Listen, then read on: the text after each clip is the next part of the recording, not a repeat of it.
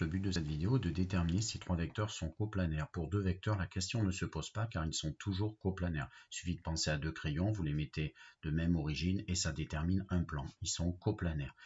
Premier rappel, la définition. Trois vecteurs sont dits coplanaires seulement si leurs représentants de même origine, disons le point A, ont leur extrémité dans un même plan, qui du coup passera par A. On arrive à tous les mettre dans un même plan, et donc on va se focaliser à les choisir de même origine afin de faciliter cela lorsque l'on fera des exos graphiques.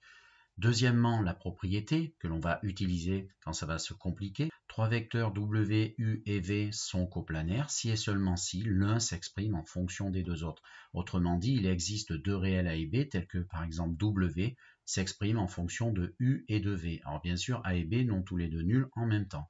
Je vous explique ceci avec une illustration graphique et deux exemples. Je prends U et V, ça doit vous faire penser à vos repérages comme vous l'avez vu dans les petites classes.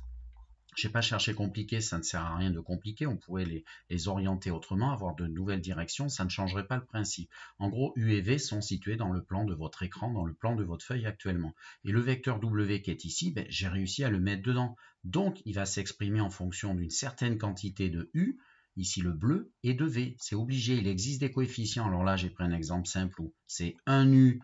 Donc 1 U et 2 fois V parce que V c'était un décalage vers le haut, c'est facile. Mais en fait, comprenez l'idée qu'en fait si W, un autre W qui est dans le plan de cet écran est situé comme ici, eh bien il va exister un déplacement vertical et horizontal. Alors bien sûr, je les ai appelés U et V. Ici, un certain multiple de V, d'accord, qui serait donc un nombre négatif puisque V était orienté vers le haut.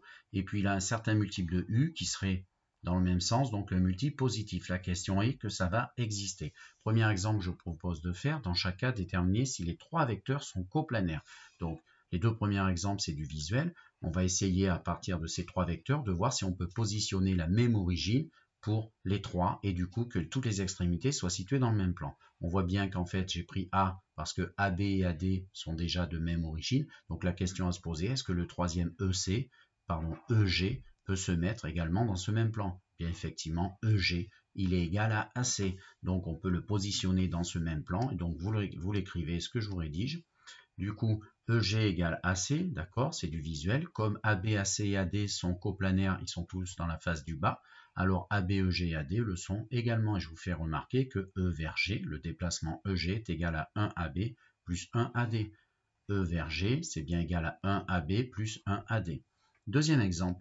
Est-ce que les trois vecteurs-là sont coplanaires? Donc c'est le même genre, AB, AD, mais cette fois-ci j'ai pris, vous voyez, un peu oblique AI. Et on voit bien que les trois ont la même origine, mais par contre l'extrémité I n'est pas dans le plan du bas. Donc c'est terminé. En fait, ce qu'il faut bien comprendre, c'est que le vecteur, le troisième vecteur comme là, on a pris AI, il faut qu'il soit dans une face parallèle, en fait, à la face du bas, si on voulait qu'il soit coplanaire. C'est pas le cas, donc I ne peut pas être dans cette face du bas, et donc les trois vecteurs ne sont pas coplanaires. Ce que je vous affiche en résumé. Voilà. Ensuite, on vient de prouver la relation, troisième exemple, 2 fois le vecteur TR moins 3TU moins 2TS égale vecteur nul.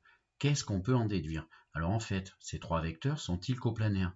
Déjà, quand vous voyez une égalité obtenue entre trois vecteurs, c'est qu'on peut forcément, il y a une relation entre les trois, d'accord? Et s'il y a une relation entre les trois, n'importe lequel des trois peut s'exprimer en fonction des deux autres. C'est pour revenir à la propriété que j'ai marquée numéro 2. On isole par exemple TR, d'accord?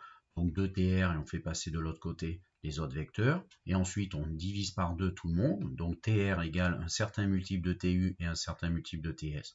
Ils sont donc coplanaires. Je vous mets une petite remarque. Ils ont donc la même origine T, d'accord? Donc les points RUS sont dans un même plan qui passe par T. Et bien conséquence, on vient de prouver que 4 points sont coplanaires. Parce qu'en fait, si vous arrivez à montrer que TR, TU, TS sont coplanaires, les vecteurs, les 4 points T, R, U et S seront aussi dans le même plan, ce qui n'est pas toujours évident. 3 points sont toujours coplanaires, mais 4, la question se pose, on ferait ainsi. Dernier exemple qui peut vous arriver, si on a 3 vecteurs avec des coordonnées et on se demande s'ils sont coplanaires. Ça sera toujours le même réflexe, je vous ai mis l'aide, on cherche s'il existe deux réels tels que l'un s'exprime en fonction des deux autres.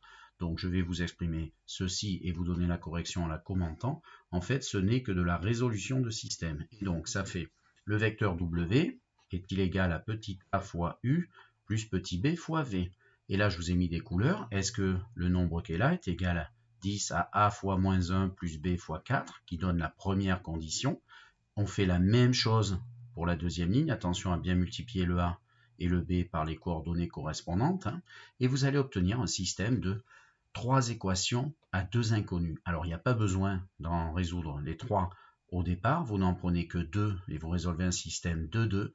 Et donc, c'est ce que je vais faire en observant. J'ai vu qu'ici, il y avait un petit moins A et un plus A. Si j'ajoute, ça va s'éliminer. Ça me donne un système à résoudre. Vous aurez toujours de l'observation à faire pour choisir quelles sont les deux lignes qui vont donner un système de 2 en préliminaire plus facile à résoudre.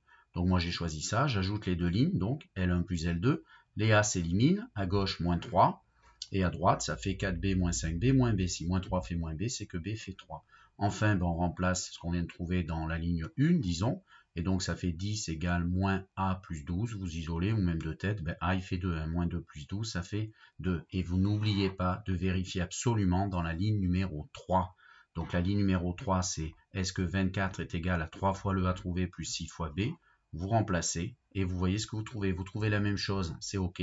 Vous avez trouvé la relation, donc les vecteurs seront coplanaires et donc vous aurez répondu à la question puisque vous avez trouvé l'un qui s'exprime en fonction des deux autres. Ou alors vous ne trouvez pas le même nombre ici et c'est qu'ils ne sont pas coplanaires.